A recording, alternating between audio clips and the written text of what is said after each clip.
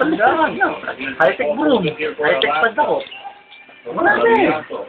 Kasi yung kalinisan, yan ang pinagmumulan ng isang magandang simbolo ng ating bayan. Walang boboto sa'yo, buta ka lang yung mga kasansa sa magsisimula ang kalinisan. Sabi nga nila, mga korupsyon na hindi mawala. Pero kung may kalinisan, unti-unti mauubos at papanaw, ba? Ang mga... Ibig sabihin saan? Plano mo maging presidente?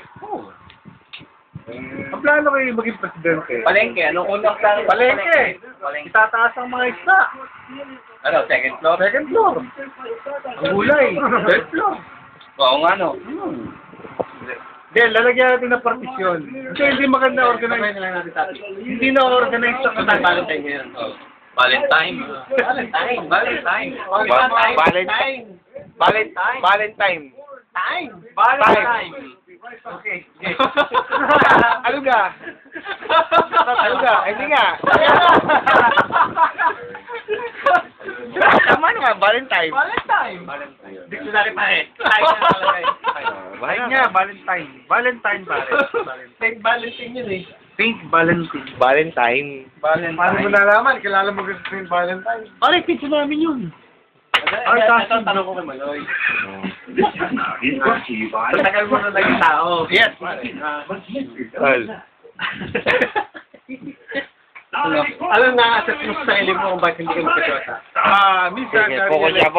Okay Pero na. sarili ko lang, na wala akong responsible na pwedeng may pagmabalik. Kasi responsible pare.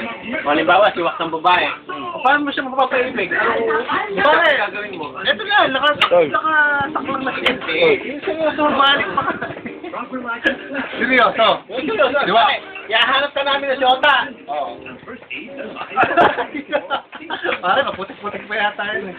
Ano? Kailangan mo makumbinse ang babae. Okay. Saan? Nakakapataray. Kanyang mahal eh. I-assault mo nga si Udoy.